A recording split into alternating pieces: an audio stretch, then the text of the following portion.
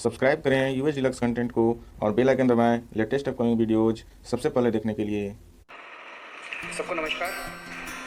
कल 20 तारीख है और केंद्र सरकार के दिशा निर्देशों के अनुसार कल से उन क्षेत्रों में जहां पे कोरोना का असर कम है या कोरोना नहीं है वहां पे लॉकडाउन के शर्तों में थोड़ी ढील दी जा सकती है। तो हम सब लोगों को बैठ के ये सोचना है कि कल से क्या ढील दी जानी चाहिए और अगर ढील दी जानी चाहिए तो कितनी ढील दी जानी चाहिए।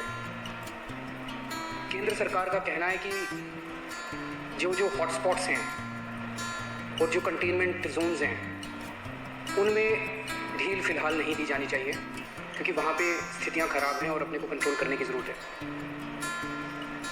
दिल्ली में 11 ज़िले हैं। दिल्ली के 11 ज़िले हॉटस्पॉट डिक्लेयर किए गए हैं। तो केंद्र सरकार के मुताबिक तो सभी कंटेनमेंट जोन्स में ढील नहीं दी जा सकती। हमने दिल्ली सरकार में अपनी भी असेसमेंट की। पिछले कुछ दिनों में मैंने कई एक्सपर्ट से बात की, लोगों से बात की और उन सारी चर्चाओं का जो नतीजा निकला वो मैं आपके सामने रखना चाहता हूँ। पिछले कुछ दिनों से दिल्ली में कोरोना के केसेस में बढ़ोतरी होनी शुरू हुई है। हमने टेस्ट भी ज़्यादा करने चालू किए हैं। पिछले कुछ दिनों में हमने काफ़ी टेस्ट किए हैं दिल्ली के अंदर और कोरोना के केसेस में बढ़ोतरी भी चालू हुई है।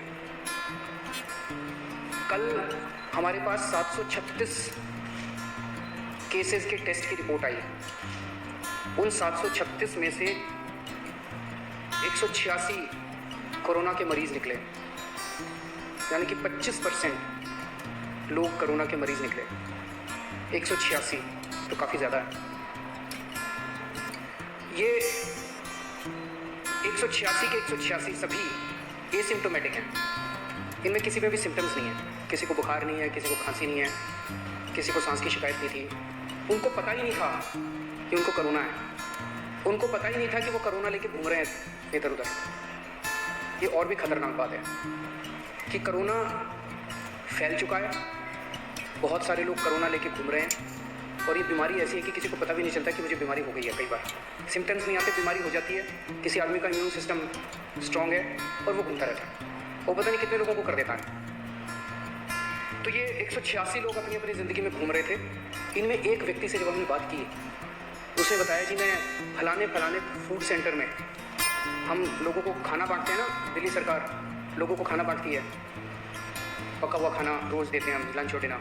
वो कहता है जी मैं पिछले कुछ दिनों से रोज़ सरकार के फूड सेंटर में जाके खाना बंटवाने का काम कर रहा था। आप सोचो उसने वहाँ कितने लोगों को इन्फेक्ट कर दिया होगा। तो मैंने आज ही आदेश दिया उस फूड सेंटर में जितने लोग आते हैं, मैं एज्यूम कर रहा हूँ कि डेली वही लोग आते होंगे एक सेंटर में खाना खाने के लिए, उन सब की रैपिड टेस्टिंग करवाएंगे जितने भी लोग आते हैं। और दिल्ली में जितने भी हमारे फूड सेंटर्स हैं उन सभी फूड सेंटर्स में खाना बांटने वाले सभी वॉलंटियर्स का और कर्मचारियों का हम रैपिड टेस्टिंग कराएंगे। तो इससे ये दिखता है कि दिल्ली के अंदर इस टाइम फैलना चालू हो गया है। रोज़ कंटेनमेंट जोन्स बढ़ते जा रहे हैं जहाँ पे ऑपरेशन शील्ड लागू किया जाता है। आज की डेट में 77 कंटेनमेंट जोन बन गए हैं दिल्ली के अंदर। हमने कंटेनमेंट जोन्स में रैंडम टेस्टिंग कराई थी। कहीं से 200 का सैंपल लिया, कहीं से 180 का सैंपल लिया, कहीं से, वहाँ पे रैंडम टेस्टिंग कराई थी। वहाँ पे निकल के आया कि कुछ कंटेनमेंट जोन्स जहाँ पे लोगों ने बात मानी, लोगों ने अनुशासन का पालन किया, लोग अपने अपने घरों में रहे, वहाँ पे एक भी नया केस नहीं आया। लेकिन जहाँ लोगों ने बात नहीं मानी और लोग गलियों में निकल आए, हम उस कंटेनमेंट जोन के अंदर किसी को नहीं आने देते, बाहर किसी को नहीं जाने देते। लेकिन अंदर लोग एक दूसरे के घर में जाते रहते हैं। लोग नहीं मानते, काफ़ी उनको मनाने की कोशिश की जाती है, सख्ती करने की कोशिश की जाती है, लेकिन कई जगह लोग नहीं मानते। जैसे मैंने कल आपको जहांगीरपुरी का उदाहरण दिया। जहांगीरपुरी की एक गली, उसके अंदर एक ही परिवार के कई सारे घर थे, चाचे मामे ताया ये सब। उनमें एक ही परिवार के 26 केस पॉजिटिव निकले क्योंकि वो माने ही नहीं। कंटेनमेंट जोन होने के बावजूद वो एक दूसरे के घरों में जाते रहे। तो जहाँ जहाँ कंटेनमेंट जोन में लोगों ने बात मानी है वहाँ एक भी नए केस नहीं मिले, और जहाँ लोगों ने बात नहीं मानी वहाँ पे कुछ कंटेनमेंट जोन्स में कई नए केस निकल के आए हैं। तो एक चीज़ तो यह है कि दिल्ली में कोरोना तेज़ी से फैल रहा है, पर अभी स्थिति नियंत्रण के बाहर नहीं है, स्थिति नियंत्रण में है। स्थिति चिंताजनक है, पर घबराने की ज़रूरत नहीं है। अपने को सबको अनुशासन में रह के इसको कंट्रोल करने की ज़रूरत है।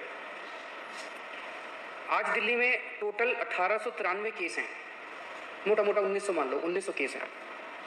1900 में से 26 आईसीयू में हैं और 6 वेंटिलेटर पे हैं। लगभग 43 लोगों की मौत हो चुकी है। 26 आईसीयू में है, 6 वेंटिलेटर पे हैं।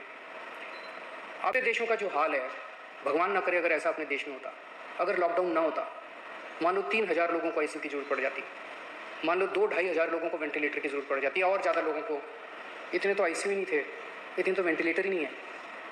इटली में, स्पेन में, अमेरिका में यही देखने को मिल रहा है कि आईसीयू कम पड़ गए, वेंटिलेटर कम पड़ गए, अस्पताल की व्यवस्थाएं कम पड़ गई, सड़कों के ऊपर, अस्पताल के बाहर लोग पड़े हुए हैं जिनको इलाज नहीं मिल पा रहा। अगर लॉकडाउन नहीं होता तो स्थिति ऐसी हो सकती थी।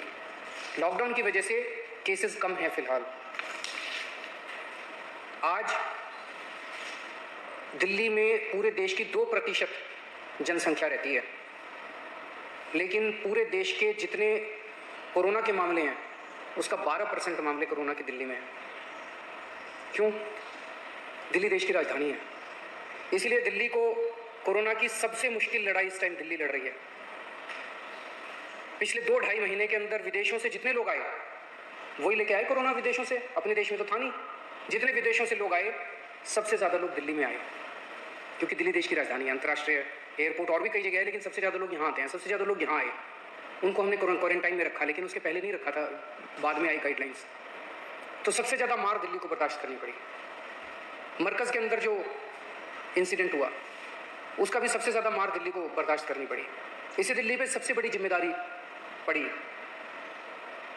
तो आज जब ये निर्णय अपने को लेना है कि कल से कुछ ढिलाई देनी है कि नहीं देनी, मैं भी देना चाहता हूँ ढिलाई। इतनी सख्ती बड़ी मुश्किल हो जाती है। कैसे लोगों का गुजारा चलेगा, कैसे लोगों की रोजी रोटी चलेगी, कैसे लोगों का घर चलेगा? लोग बहुत मुश्किल में हैं, बच्चों के स्कूल बंद है। हम भी ढिलाई देना चाहते हैं, लेकिन ढिलाई देना बड़ा आसान है, और ढिलाई दे दी और स्थिति बहुत ख़राब हो गई, और उसके बाद अगर आईसीयू कम पड़ गए और अस्पताल के बेड कम पड़ गए और वेंटिलेटर कम पड़ गए और ऑक्सीजन कम पड़ गई और पता नहीं कितनी अगर जाने चली गई, तो हम कभी अपने आप को माफ़ नहीं कर पाएंगे। इसीलिए इन सब चीज़ों को ध्यान में रखते हुए हमें लगता है अभी थोड़ा संयम बरतने की ज़रूरत है। हमने निर्णय लिया है अपने दिल्ली वासियों के ज़िंदगी का ख्याल रखते हुए, सबकी सेहत का ख्याल रखते हुए, कि फ़िलहाल लॉकडाउन की शर्तों में कोई ढिलाई नहीं दी जाएगी। 1 हफ्ते के बाद फिर से हम सारे एक्सपर्ट्स के साथ बैठ के, सबके साथ बैठ के इस पे दोबारा इसकी असेसमेंट करेंगे, और अगर ज़रूरत पड़ी तो उसके बाद ढिलाई दे सकते हैं। लेकिन फ़िलहाल दिल्ली में किसी तरह की कोई ढिलाई नहीं दी जा रही है। नमस्कार।